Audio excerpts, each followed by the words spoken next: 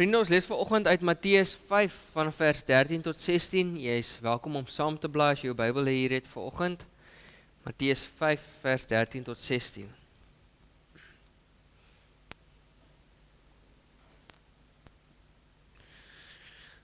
Ek wil net vra, kan almal my lekker hoor? Kom die klank reg deur? Okay. As my stem so 'n bietjie faal, dan moet julle net sê, sal ek bietjie harder praat. Matteus 5, vers 13 tot 16.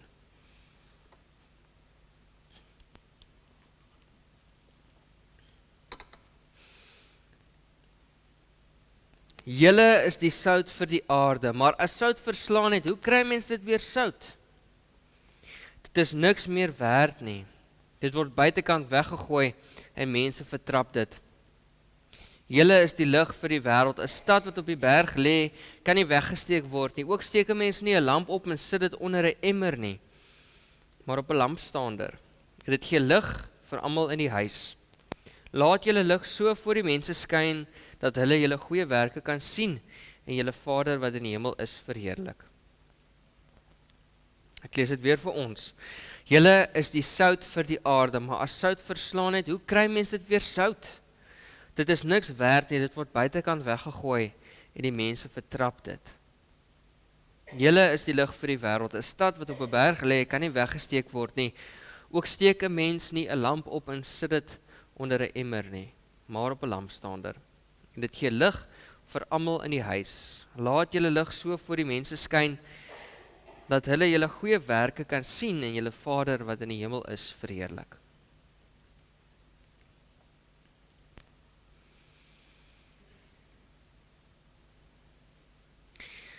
Vriende, sout is sekerlik die mees algemeenste produk in ons kombuis. Almal van ons het sout. En alhoewel daar deesdae 'n reuse verskeidenheid van speserye het met kleurvolle etikette en fancy houers, staan ons sout meeste van die tyd eenkant in ons kombuis saam met sy beste maatjie, peper. Maar sout is van so 'n aard, dis een van daai dinge dat ons kom nie regtig agter as sout daar is nie, want ons vat dit vanselfsprekend. Ons eet ons kos en dit is daar in die agtergrond besig om te werk. Maar die oomblik as daar nie sout in is nie, kom ons dit vinnig agter. As iemand vergeet het om daai sout oor te gooi, of as ons kos het wat nie sout in het nie, dan kom ons dit agter, ons mis dit onmiddellik. Die interessante ding vir my van sout is, dat dit is nie net hierdie nederige held in die kombuis wat ons mis as dit nie daar is nie, maar sout is een van die mees noodsaaklike stowwe in die wêreld, en ek weet nie of julle dit geweet het nie. Wetenskaplikes reken daar is 14.000 gebruike vir sout vandag. 14.000. Nou, ek gaan julle nie verveel deur soveel as moontlik van dit te probeer opsê nie. Maar wat ek wel wil sê is dat ons gebruik nie net sout in die kombuis om kos te maak nie, ons gebruik dit ook vir preservering van dinge. Julle weet dat ons dit doen, ons gebruik dit in biltong en allerlei ander dinge. Maar daar's ook huishoudelike en industriële dinge waarvoor ons dit gebruik. Jy weet, in ons huis gebruik ons dit as 'n ding om meer skoon te maak. Dit vreet selfs roes op. Dit word gebruik om vlekke te verwyder. Dit is selfs iets wat gebruik word om brande mee te blus, vetbrande. So as jy ooit in die kombuis 'n vetbrand het, jy kan mos nou nie water op olie of so gooi nie, dit werk nie. Jy kan sout op dit gooi om die vuur te blus. Interessant genoeg het sout ook baie industriële gebruike, waar dit gebruik word met die skepping van chemikalieë, dinge soos kloor, maar dit het ook 'n kritiese belangrike rol as ons glas maak, papier maak, plastiek. Daar's soveel dinge in ons samelewing wat ons sout voor gebruik, wat ons nie eers van weet nie. Sout is van kernbelang tot ons wêreldekonomie. So baie sout gebruik ons vir verskeie industriële prosesse.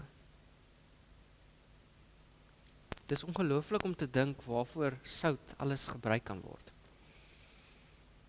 So ek dink dit is glad nie per ongeluk dat Jesus sê vir sy disippels, julle is sout vir die aarde nie. Dis nie net een of ander metafoor wat hy gebruik wat oulik klink nie. Want sout in daai tyd was net so belangrik geweest. Dit was essensieel vir die bewaring van vleis en van kosse. Hulle het nie yskasse gehad soos ons in daai tyd nie. Dit is belangrik geweest vir die behandeling van seerplekke, van uitslae, van klomp verskillende dinge. Jesus gebruik hierdie beeld baie intentioneel. Julle is sout vir die aarde. Hy sê vir sy disippels dat hulle is stabiliseerders. Hulle is al 'n preserveermiddel, 'n smaakgewer vir die samelewing. Ek hou daarvan hoe die boodskapvertaling dit vertaal. Die boodskapvertaling sê, julle is sout wat smaak moet gee aan hierdie smaaklose wêreld waarin almal in sonde lewe. Julle is sout wat smaak moet gee in 'n smaaklose wêreld. Nou, wat doen dit aan jou om hierdie woorde vanoggend te hoor? Jy is sout wat smaak gee aan 'n smaaklose wêreld. Ons is hier as gelowiges om smaak te gee. En soos wat sout oplos en deel word van kos, dinge preserveer en stabiliseer, roep die Here ons ook om getuies te wees van sy liefde in hierdie wêreld, om daai goeie smaak af te gee. Nou die interessante ding vir my is dat sout werk so al van binne af. Ons sien nie wat sout noodwendig doen nie. As ons sout in die kos gooi, word dit deel van kos. As ons iets preserveer daarmee, trek dit in die ding wat ons preserveer, dit raak deel daarvan. Dit is iets wat van binne af gebeur. Dit gebeur stil en stadig en onsigbaar. Dit trek in en dit meng, dit verander van die binnekant af. En so as die Here vir ons sê dat ons sout is, hoor ons ook hierdie proses van 'n innerlike reis waarmee elkeen van ons as gelowiges ook deel is. Dat van wat binne ons gebeur, dit op 'n manier uitbeweeg. En hoe beweeg dit uit? Deur die tweede beeld wat Christus gebruik. Saam met die beeld van sout gebruik hy ook die beeld van lig. 'n Lig is iets wat skyn na buitentoe. So jy steek nie 'n kers op 'n lamp en jy sit dit onder 'n emmer nie. Lig is iets wat buitentoe uitwaarts skyn. En so waar die sout binne ons in die werk is, ons help en ons versterk, is die lig wat ons skyn na die wêreld buite ons, die beliggaaming daarvan. Hoe dit uitkom in ons aksies, in ons woorde en in ons dade. So Jesus nooi ons uit dat ons geloof van binne af na buitentoe beweeg. Maar Jesus bring ook 'n baie sterk waarskuwing met albei van hierdie twee simbole. En hierdie waarskuwing is dat wanneer sout sy smaak verloor, is dit nutteloos. Nou die interessante ding is, daar's nie 'n wetenskaplike manier vir sout om nie meer sout te wees nie. Ek meen, sout is sout. Maar wat wel met sout kan gebeur is, dit kan meng met ander goed. Dit kan meng met grond, met sand. Dit kan kontamineer word. Daar kan gemeng word met iets. So as jy dan sout het by die huis wat jy gebruik en jy wil dit by jou kos gooi en is gemeng met sand, julle almal het al beleef wat gebeur as jy nie heeltemal reg jou groente afspoel nie, nê. Dinge raak baie vinnig grindy in jou mond. So jy kan nie daai sout meer gebruik nie, en jy kan definitief nie sout gebruik as jy dit in 'n wond of 'n ding wil sit as dit gekontamineer is nie. So wat doen jy met die sout? Jy gooi dit uit. Net so ook as jy 'n lamp opsteek, sit jy dit nie onder iets, jy sit dit buite op vir mense om te wys. Jy steek hou dit nie weg vir jouself nie. Ek dink Jesus probeer hierso vir sy disippels sê dat ons as gelowiges moet besef dat ons gee smaak aan hierdie wêreld as verteenwoordigers van God. Maar ons kan nie smaak gee as ons presies dieselfde lyk as die wêreld nie, hè? Want sout is anders as kos.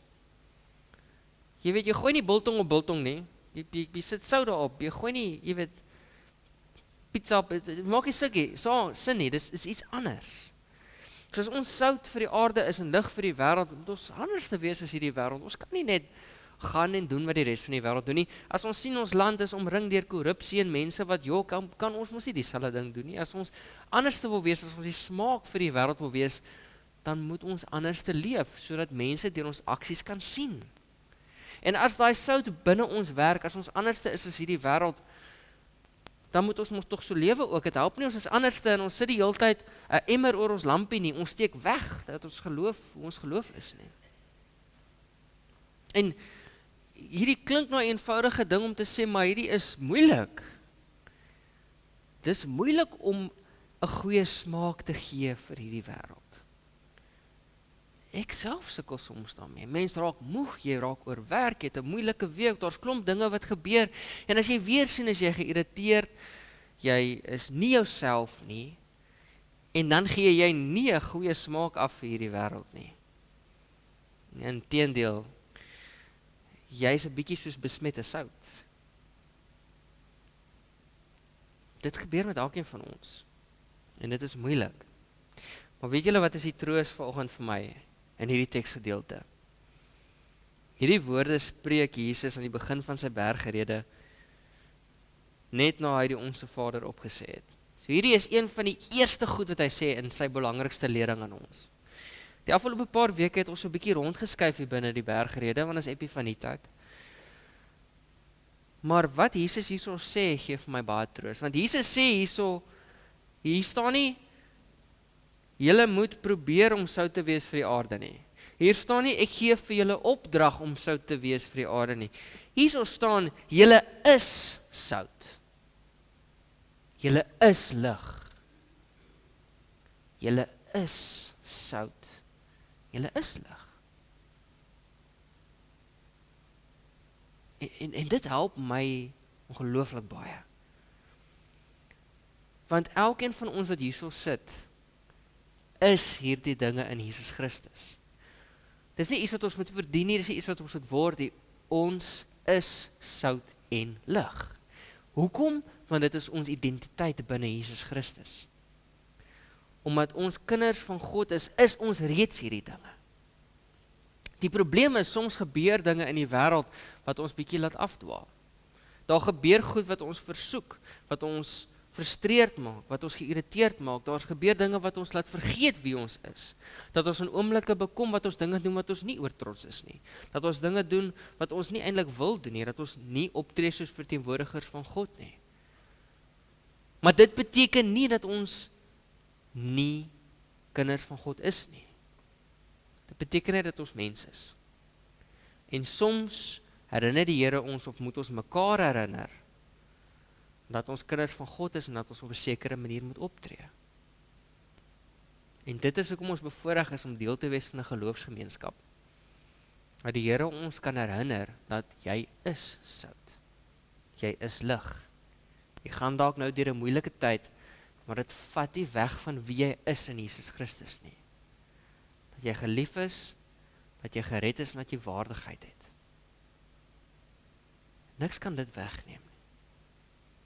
So ek wil hê jy moet hierdie boodskap saam met jou dra hierdie week. As jy daai sout in jou kos gooi, of as jy my vrou hou daarvan om altyd 'n bietjie na die tyd by te gooi.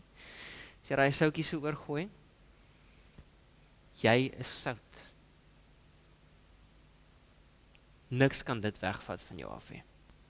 Leef dan so dat jou lig skyn aan die mense rondom jou. Vriende, met hierdie gedagtes in ons, met hierdie woorde in ons gedagtes, het ons die voorreg om vanoggend kerkraadslede te bevestig.